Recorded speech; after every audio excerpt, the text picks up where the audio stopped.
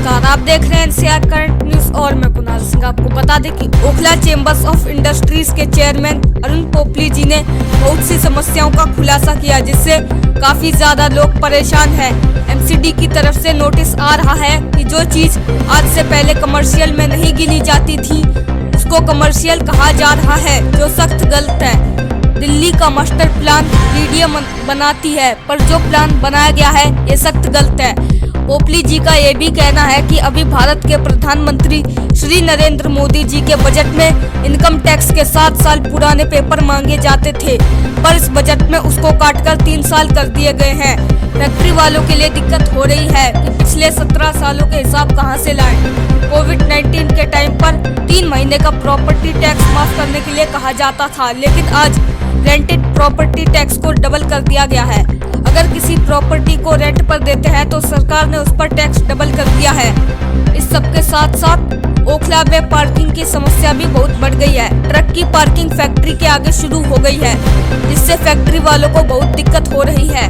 वे लोग अपनी गाड़ियां पार्क नहीं कर पा रहे हैं और एमसीडी वाले उनसे पैसे मांग रहे हैं। इन सभी समस्याओं को लेकर फैक्ट्री वाले परेशान हैं और अगर सरकार ने जल्दी इस समस्या का समाधान नहीं निकाला तो पूरे फैक्ट्री वर्कर्स प्रदर्शन करने के लिए उतर जाएंगे। आप देखिए हमारे संवाददाता एसके सागर की रिपोर्ट। दूसरी समस्या है पार्किंग। पार्किंग इंडस्ट्रियल एरिया में शुरू कर दी है, जो किसी और कॉरपोरेशन ने ईस्ट वेस्ट नॉर्थ किसी भी कॉरपोरेशन में नहीं है। सिर्फ ओखला इंडस्ट्रियल एरिया में ही पार्किंग की समस्या क्यों खड़ी कर दी गई है? इसलिए कि ये समझते हैं कि इस एरिया बड़े शांत लोग हैं, व्यापारी लोग हैं, इनसे जितना भी टैक्स लिया जा सके ले लें। ये गलत बात है। आज जो आप लोगों ने अनामिका सिंह को यहाँ पे बुलाया, आपने क्या समस्या उनके सामने रखी और समस्या का क्या समाधान निकला, शॉर्ट में बता दीजिए।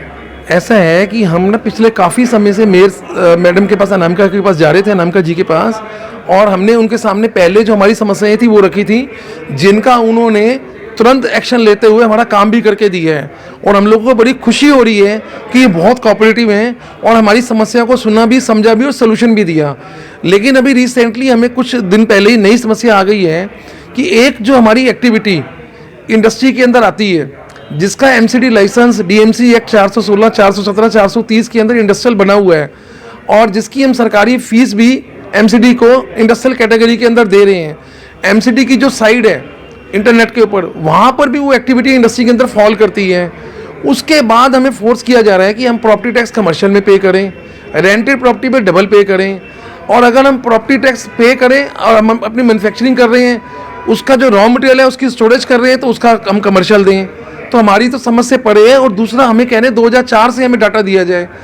अब इनकम टैक्स में पहले 7 साल का डाटा मांगा जाता था, 7 साल से पुराना डाटा नहीं लेते थे। लेकिन अभी मोदी जी ने रिसेंटली बजट के अंदर जितने भी बिजनेसमैन को राहत देते हैं उस पीरियड को भी कट ऑफ करके 3 साल कर दिए हैं। ये तो 20 साल पुराना डाटा मांग रहे हैं हमसे। 20 साल पुराना डाटा मांगने कोई मतलब ही नहीं बनता। अगर आप पे रिकॉर्ड नहीं है तो आपको अपने रिकॉर्ड चेक करने चाहिए, हमें एक लेटर लिख के रसीदें ले लेनी चाहिए। ये थोड़ी कि उसके लिए सर्वे करोगे, और सर्वे करने से क्या हो रहा है कि आपको खुद तो क्लैरिटी है नहीं। आप आईटी को, वेयर हाउस को कमर्शियल में गिन रहे हैं प्रॉपर्टी टैक्स वाले, जबकि एमसीडी लाइसेंस वाले कह रहे हैं कि वेयर हाउस, आईटी, ये सब इंडस्ट्री में आते हैं, उसका इंडस्ट्रियल लाइसेंस दे रहे हैं, ग्राउंड फ्लोर पे भी दे रहे हैं, फर्स्ट पे भी दे रहे हैं, सेकंड पे भी दे रहे हैं। तो ये इनको कहाँ समस्या आ रही है? डिपार्टमेंट तो एक ही है, तो ये अलग क्यों हमारे साथ वो कर रहे हैं, हमें समझ नहीं आ रहा। दूसरा इश्यू हमारा ये है कि पार्किंग को लेके है कि इन्होंने हमारी जो 40 फुट का, 50 फुट का या 30 फुट का या 20 फुट का फ्रंट है, उसके आगे पार्किंग दे दी है। अब हमारे यहाँ ओखला के अंदर 1.5-2 लाख के करीब की लेबर है, उसके अंदर 1.25 लाख 1.5 लाख लोगों के पास बाइक होगी। वो बाइक लेके आते हैं, उनसे कहा जा रहा है कि अब 1000 रुपये महीना, 1500 महीना, 2000 महीना दो। अब एक बंदा जो सैलरी कटा के छुट्टियां भी करता है, उसको 10, 12 या 13 हज़ार मिलती है, वो 1.5-2 हज़ार महीना या 1000 रुपये महीना कहाँ से देगा? सर नाइंसाफ़ी है। और हर फैक्ट्री के अंदर 50 वर्कर, 60 वर्कर, 80 वर्कर हैं, तो ये तो बाइक वाले पूरे पागल हो गए हैं। इससे क्या होगा? हमें कट ऑफ करनी पड़ेगी अपनी स्ट्रेंथ, क्योंकि वो तो दे नहीं पाएंगे। हमें देखना पड़ेगा जो अभी हमें लगता है कि चलो कोई बात नहीं, चल रहा है, चलने तो। कोविड के टाइम में बिजनेस हम लोगों के पास है नहीं, तो उनके रोजगार जाएंगे, उनकी नौकरी जाएंगी।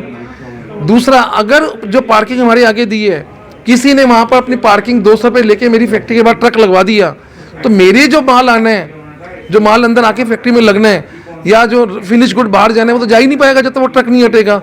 तो ये तो फिर हमें बैठे कि हम अपनी फैक्ट्रियाँ बंद ही कर देगा, पार्किंग देनी है तो। ये पार्किंग जो इलॉजिकल है सिर्फ ओखला फेज 1, 2, 3 और माउंट कॉपरेटिव के अंदर ही है। पूरी दिल्ली के जो 30 इंडस्ट्रियल एरिया में है उसमें इन इंडस्ट्रियल एरिया के अलावा कहीं नहीं है। अगर इनको रेवेन्यू ही चाहिए तो पार्किंग के लॉट बनाएं, जो जगह खाली पड़ी है उनको डेवलप करें। वहाँ पर अगर हम लोग गाड़ियाँ लगाते हैं जहाँ पे एक्सेस है तो हम उसकी पार्किंग वहाँ देने को तैयार हैं। लेकिन ये थोड़ी हमारी फैक्ट्री के गेट पे, क्योंकि हर फैक्ट्री के 2 गेट हैं, एक पे सामानों की लोडिंग होती है, एक पे गाड़ी खड़ी होती है। उस पर अगर उन्होंने अपनी पार्किंग करवा दी पार्किंग वालों ने तो हम तो काम ही नहीं कर पाएंगे। इससे बेटर है कि हम अपनी इंडस्ट्री बंद कर दें। तीसरा, हमें इन्फोर्स किया जा रहा है कि हम कमर्शियल लाइसेंस बनवाएं। कमर्शियल लाइसेंस जो कि एक्टिविटी इंडस्ट्री के अंदर फॉल करती हैं, और अभी डीडीए ने भी सर्विस इंडस्ट्री को इंडस्ट्री में डाला है, ये हमें इन्फोर्स कर रहे हैं कि हम कमर्शियल बनवाएं। क्यों कमर्शियल बनवाएं हम? जब वेयर हाउस को आपने इंडस्ट्री में डाल दिया है, ग्राउंड फर्स्ट सेकंड फ्लोर पे आप इंडस्ट्रियल लाइसेंस दे रहे हो, तो फिर आप हमें ज़बरदस्ती क्यों फोर्स कर रहे हो कि हम कमर्शियल लाइसेंस लें? तो हमने मैडम के आगे अपनी समस्याएं जी रखी हैं और उन्होंने भी, और मुझे पूरी उम्मीद है और उन्होंने भी इंश्योरेंस दी है कि शीघ्र इस पर कोई उचित कदम उठाएंगे और हमारी मीटिंग करा के जल्द से जल्द हमारी समस्याओं का समाधान करेंगे। और हम लोगों को बहुत उम्मीद है।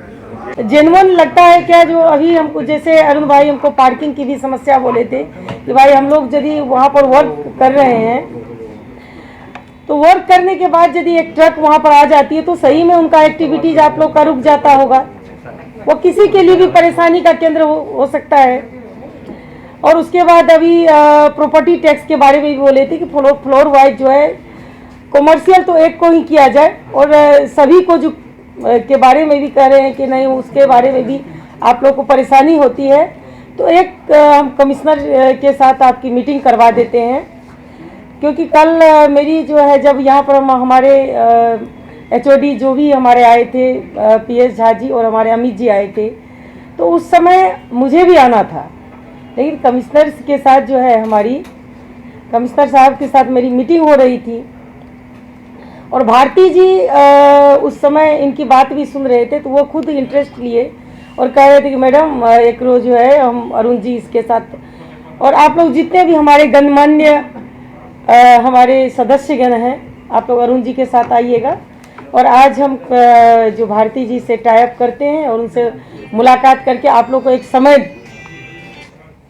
वहाँ पर दिलवाते हैं, और आप लोग वहाँ पर जाके और जो बात अभी रखे हैं तो वो सही में मुझे भी लगता है कि जो पीड़ादायक तो है ही, लेकिन आप लोग का समस्या का समाधान होगा, ये तो श्योर रहिए। दक्षिणी दिल्ली की नींव जो है इस ओखला पर डिपेंड करता है, और हम आप लोग को कभी भी पीड़ा नहीं होने देंगे, ये हम आप लोग को आश्वस्त करते हैं। जय हिंद, जय भारत। NCR करंट न्यूज़ को सब्सक्राइब करें और नोटिफिकेशन सबसे पहले पाने के लिए दबाएं बेल आइकॉन।